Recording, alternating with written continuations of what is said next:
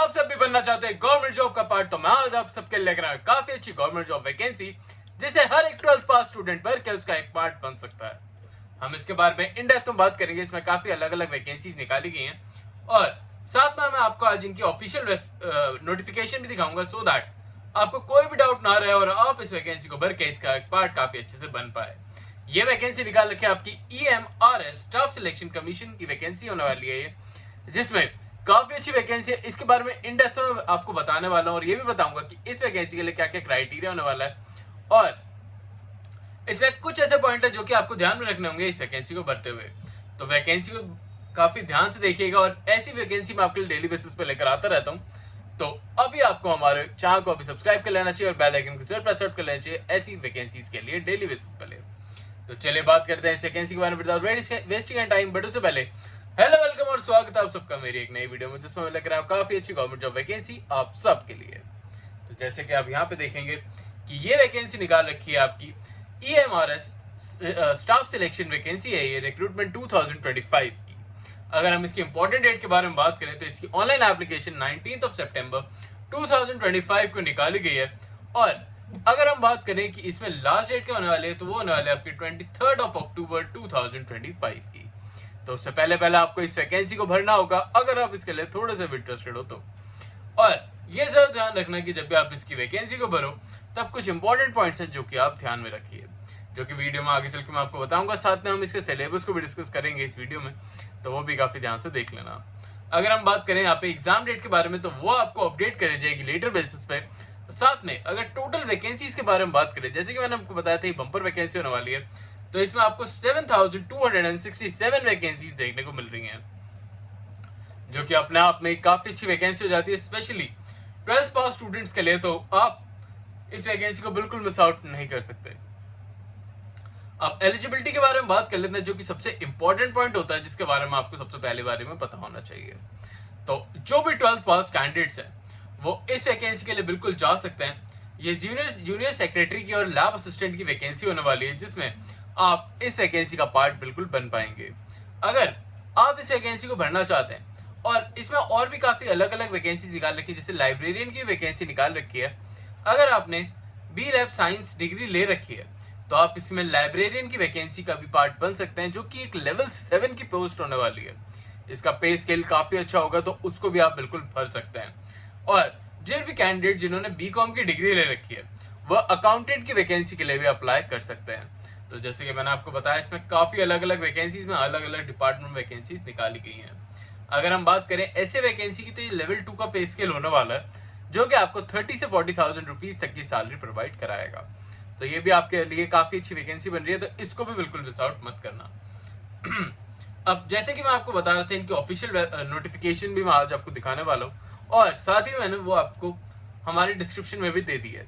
आप वहां पर जाके उसे डायरेक्टली बेसिस पे देख सकते हैं और अप्लाई लिंक भी आपको वहीं पे देखने को मिल जाएगा, जहां पर जाके आप उसे डायरेक्टली बेसिस पे अप्लाई कर पाओगे। तो अगर हम बात करें अब आगे बढ़ते हुए, तो ये होने वाली है आपकी एज लिमिट के क्राइटेरिया। अगर आपकी एज मिनिमम एज लिमिट आपकी 18 ईयर्स की रखी गई है, तो अगर आपकी एज 18 ईयर्स से ज्यादा है तो आप इस वैकेंसी को भर सकते हो और मैक्सिमम एज अगर आपकी 30 ईयर्स से कम है तो आप इस वैकेंसी को भर पाओगे। तो आप एज क्राइटेरिया से ही समझ सकते हो कि ये वैकेंसी सिर्फ और सिर्फ फ्रेशर्स के लिए निकाली गई है। तो जो भी फ्रेशर्स इस वैकेंसी को भरना चाहते हैं वो इस वैकेंसी को जल्दी से जल्दी भरने की कोशिश करना, क्योंकि ऐसी वैकेंसीज आपको डेली बेसिस पे देखने को नहीं मिलती हैं। काफी रेयरली ऐसी वैकेंसीज देखने को मिलती हैं। तो अभी अगर आप इन वैकेंसीज को देख रहे हो तो इन्हें बिल्कुल भर देना।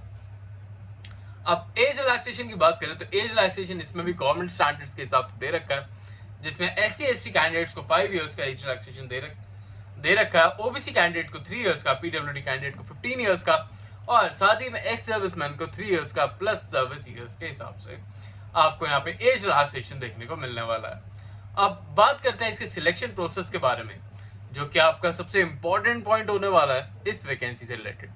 बट इसके बारे में बात करने से पहले मैं आपको बताना चाहूंगा अपने चैनल से रिलेटेड कोई इंपॉर्टेंट इन्फॉर्मेशन कि इस चैनल पे जो भी लीगल वैकेंसीज या फिर कोई भी गवर्नमेंट जॉब वैकेंसी निकलती है जो कि हर एक फ्रेशर भर पाए, हम वो अपने चैनल पे कवर करते हैं। साथ में मैं आपके लिए डेली बेसिस पे 2 वीडियोस लेकर आता रहता हूँ, जिसमें मैं आपको सारी वैकेंसीज के बारे में बताता हूँ। तो अभी आपको हमारे चैनल को सब्सक्राइब कर लेना चाहिए, बेल आइकन को जरूर प्रेस आउट कर लेना चाहिए, सो दैट जो भी अपडेट्स होते हैं वो आप टाइमली बेसिस पे देख रहे हो, टाइमली बेसिस पे भर पाओ। साथ में अगर आपको ऐसी वैकेंसीज पसंद है तो अभी जाके इस चैनल को सब्सक्राइब जरूर कर लेना। आई होप आपने अभी तक इस वीडियो को लाइक जरूर कर दिया और अब बढ़ते हैं आगे की तरफ और देखेंगे इस वैकेंसी में और क्या क्या क्राइटेरियाज और सिलेक्शन प्रोसेस क्या होने वाला है। तो अगर हम बात करें अब सिलेक्शन प्रोसेस के बारे में, तो सिलेक्शन प्रोसेस में आप देखोगे कि सिलेक्शन प्रोसेस में आपका फर्स्ट एग्जाम होगा जो कि आपका टीयर 1 का एग्जाम है, वह आपका OMR शीट पे कराया जाएगा।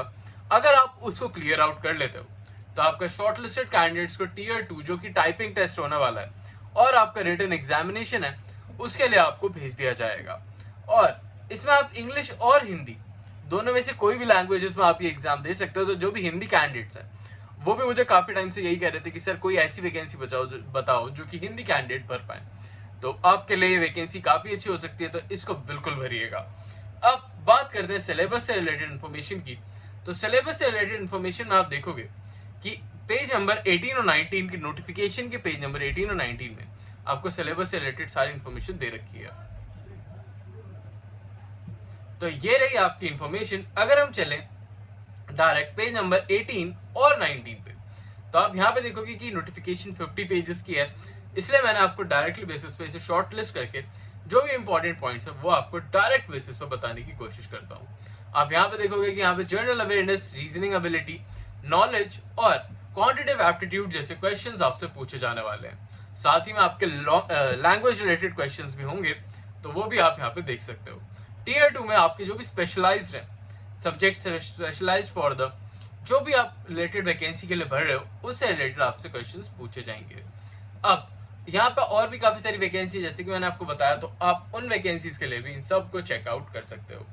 यहाँ पे आप देखोगे कि ये जूनियर रिक्रूटमेंट असिस्टेंट जो की वैकेंसी होने वाली है उसके लिए भी आपका सिलेबस बिल्कुल सेम होने वाला है। और अगर आपको ये ऑफिशियल नोटिफिकेशन चाहिए या फिर आपको कोई भी अपडेट चाहिए तो आप मुझे कमेंट्स में पूछ सकते हो। साथ में मैं डेली बेसिस पे आपके लिए ऐसी वैकेंसीज लेकर आता रहता हूँ, तो आपको कोई भी चिंता नहीं करनी और ऐसी वैकेंसीज को बिल्कुल भर देना है। एप्लीकेशन फीस के बारे में बात करें तो जनरल कैंडिडेट्स के लिए एप्लीकेशन फीस होने वाली है 1500 रुपीज की, और SC ST और PWD कैंडिडेट के लिए ये एप्लीकेशन फीस होने वाली है 500 रुपीज की। यह ऑल ओवर इंडिया कोई भी मेल या फीमेल इस वैकेंसी को भर के इसका एक पार्ट बन सकता है। इसमें कोई भी रिस्ट्रिक्शन आपको देखने को नहीं मिलने वाला है। अब अगर हम बात करें कि आप इसे कैसे अप्लाई करोगे, तो अप्लाई लिंक में मैंने आपको डिस्क्रिप्शन में दे दिया है, जहां पर जाके आप इसे डायरेक्टली बेसिस पे अप्लाई कर सकते हो। और अगर कोई भी प्रॉब्लम आती है, कोई भी डाउट आता है, तो आप मुझे कमेंट्स में पूछ सकते हो सो दैट मैं आपकी हेल्प कर सकूं। और जैसे कि आप यहाँ पे देखोगे कि यहाँ पे आपको ऑनलाइन पेमेंट भी करनी होगी और जो भी आपका एप्लीकेशन फॉर्म आएगा आपको उसे प्रिंट आउट करके रख लेना। आई होप आपको आज की वीडियो अच्छी लगी और सारे पॉइंट्स आपको अच्छे से क्लियर आउट हो गए। सर अगर कोई प्रॉब्लम आती है तो आप मुझे कमेंट्स में पूछ सकते हो और मैं आपको गाइड करूंगा ऐसी वैकेंसीज के लिए ऑन डेली बेसिस। तो अभी के लिए चलता हूँ, मिलता हूँ कल आपसे फिर से एक नई जॉब, नई वैकेंसी, अपॉर्चुनिटी के साथ। तब तक के लिए